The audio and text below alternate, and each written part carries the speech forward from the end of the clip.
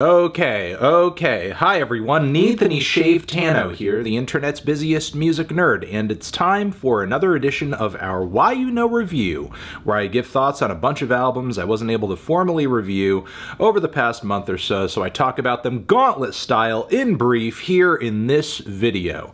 Now that that's been explained, let's go!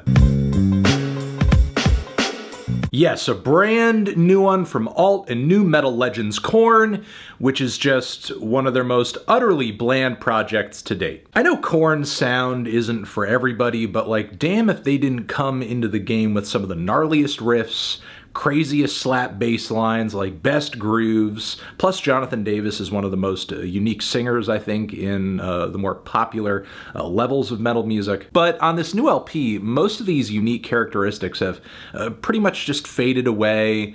They're totally missing and have been replaced by these really slow, syrupy, a little harmonious, just very thick post-metal instrumentals and progressions that are just boring as fuck. No flavor, no dynamics, choruses generally across the LP are pretty awful. This thing could not be more uninspired.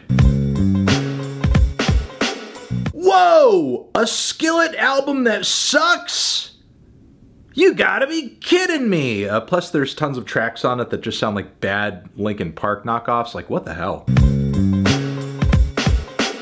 This is a new album from a German rapper who's creating quite a stir online at the moment, and I can see why. It is kind of a hard and unique and fun album to listen to. If you consider yourself at all a hip-hop head, I recommend you try it. Me personally, I don't get as much out of the vocal delivery and the flows as I think many other people are, which is not really a criticism, more a statement of preference. The production is very bold and all over the place, though. I highly respect that, even if it does kind of carry things on this project a little bit. But yeah, cite this as another instance of the internet's appreciation of hip-hop, just growing more and more international by the year. This is the long-awaited solo full-length debut of Canadian singer Alice Glass, who I've been waiting a long time to hear her artistically make her own way since splitting off with Ethan Cath of Crystal Castles. If you remember, Ethan tried to pitifully replace her on the last Crystal Castles record, which was awful, and that plan didn't really go over all too well. Alice also made abuse allegations post the split too. So again, with all of this, a lot of the solo singles she dropped, the EP she had as well, was looking forward to this, but as I dive into it, I just kind of feel like something is missing. Like, for one, in terms of length, I think this project is a very meager offering. A lot of the songwriting and progressions are very fleeting, very ephemeral, and on top of that, some of these beats I think don't really complement Alice's unique style. Sure, there are some tracks here that do scratch a somewhat glitchy post-industrial itch, but even they feel pretty far from reaching any kind of creative peak for Alice. Again, coming away from this record, I just feel like it needs something. It either needs something to help her recapture that past magic that we loved her for when we first, heard her voice on those early Crystal Castles records, or something that will make her style make sense in the current musical paradigm, which I think is also a huge possibility considering how much of a trailblazer she was. One thing you can say about this EP is that it lives up to the title. That is a thing you can say about it. This is a Belgian black metal band, their fourth full-length LP, and while they may not stylistically be reinventing the wheel, some of the guitar riffs I think are just kind of okay as well. This is still some of the most ferocious black metal I've heard in a while. The speed of the performances, the vocals, just everything. Veins popping out of this record in every direction. D.O.G. has acquired Death Row Records. Wow. And he is now celebrating with this somewhat of a throwback record. He gives us some G-Funk here and there and some nostalgic bars about Death Row and Suge and Pac and just stuff back in the day. But of course that's not all. With Snoop, it's always a mix. There's some cuts where they come across a little awkward. He's trying something new, such as the song Daddy. That one's not great. But then you also have hilarious experiments like Crip Ya Enthusiasm, where he's rapping over a beat that heavily samples the Curb Your Enthusiasm theme. As I said, this thing's kind of a mixed bag. There's flops, there's bops, but look, I still think it's one of his better records in a while. Okay, so there may be some people reacting to the inclusion of this record thinking, it's just like a King Gizzard remix album, so what? Yeah, sure it is, but it's actually one of the biggest and most action-packed remix records I think I've come across in a bit. This thing has remixes of songs from this record in every vein, from hip-hop to dub reggae to techno, prog synth, electric body music, some jazz as well. The 4 different versions of Blue Morpho on this thing all sound wildly different. Plus, Scientist, Flaming Lips, DJ Shadow, and Peaches just make for some very unlikely crossovers that you have to hear. But yeah, it's a remix record, it's a collection, not every track is going to be amazing, but it's worth trying out. NBA YoungBoy is back, feeding his fans with a brand new mixtape of tracks, and this project just kind of further cements the idea that YoungBoy's progression in his career is more of a marathon than a series of sprints. He's hitting us with that same pace, the same flows, the same formula that's been working for him so far. It's about at the quality level of Kentrell, which, given how hardcore of a fan you are, that could be a good or a bad thing. There's a lot of aggressive auto-crooning here, very clean and pristine trap beats. There are some very hard highlights like No Switch and Bring It On that hit right off the bat, but the track list on this project I think loses steam very fast, and yeah, I mean it's just kind of another YoungBoy project. He is better, but you know, it's just kind of more of the same.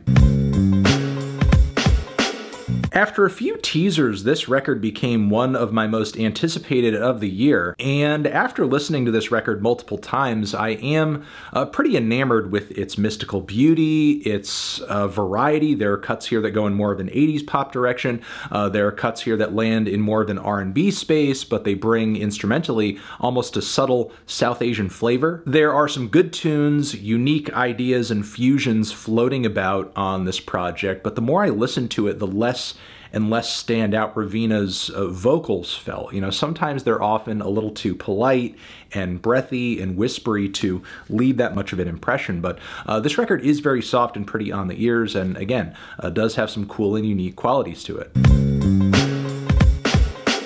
Wow, a new one from Tull, the first record I believe in over 20 years from this legendary rock outfit. When it comes to prog, in my opinion, Tull is easily one of the best, and on this project it sounds like they're taking some well-deserved refuge in exactly that legacy, with their tried and true fusions of progressive rock and English folk music. There are some awkward signs of aging here and there, but damn if some of these songs aren't really well written, and classic elements of the band's sound, like Ian Anderson's flute playing, for example, sound as fire as ever. So yeah, this Tull record, it's pretty good.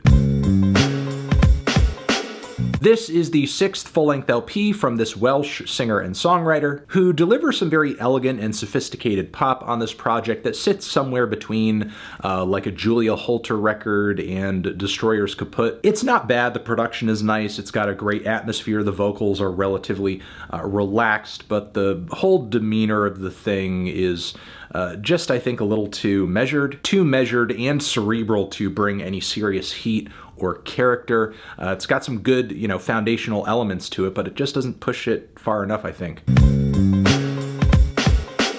After all these years, Voivod is still coming through with some of the most progressive and creative riffs in thrash. It's impressive they can still write songs that are so fluid and yet have a lot of bold changes locked within them. But generally, I'd say the vocals on this record aren't super great and reach a level of camp that is a little difficult to stomach. On top of that, some of the chord changes and groove and rhythm experiments that these tracks indulge in, I think, throw off the visceral quality of these tracks and just kind of go in more of a tedious and tension building direction with no real release in sight, namely the title track. Still though, I will say I think the band kicks more ass than many of their contemporaries are today.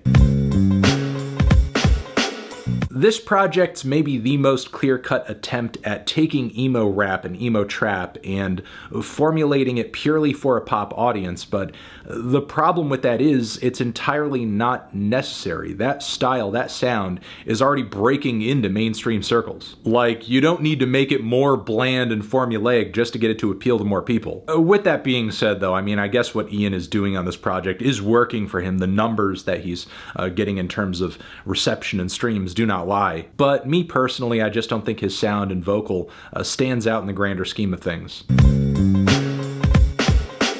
This new Bonobo LP may be his most extravagant yet, with some pretty big features in the tracklist too. But the more I listen to this thing, the less much of it stood out to me. It's like very groovy wallpaper at the end of the day. There are some highlights that go relatively hard, Closer or Age of Phase, for example, but I still found this project overall to be some very bland and sanitized house and downtempo with hit or miss vocal appearances.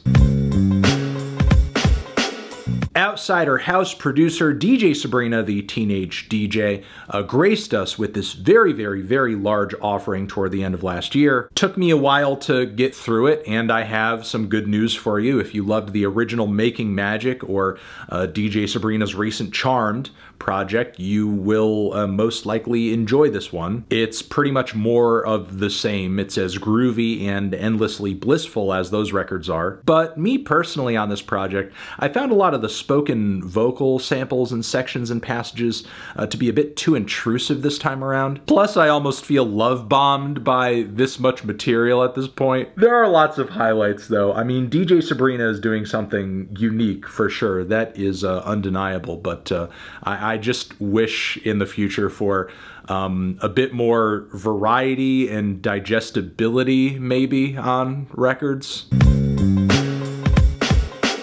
More poetic, esoteric, jazzy, and profound rap meditations from Rory, aka R.A.P Ferreira. This was his second project he dropped in 2021 as we kind of transitioned into the new year.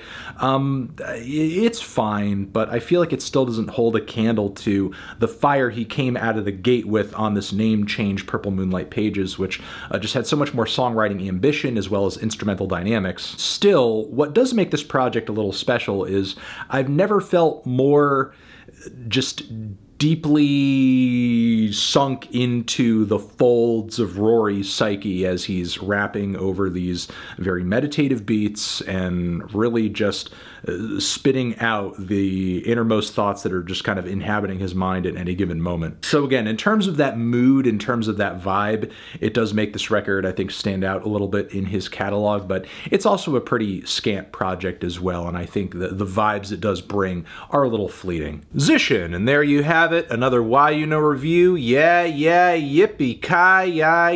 Hope you're doing well. Over here next to my head is another video that you can check out. Hit that up or the link to subscribe to the channel. Anthony Fantano, Why You Know review, video, YouTube, forever.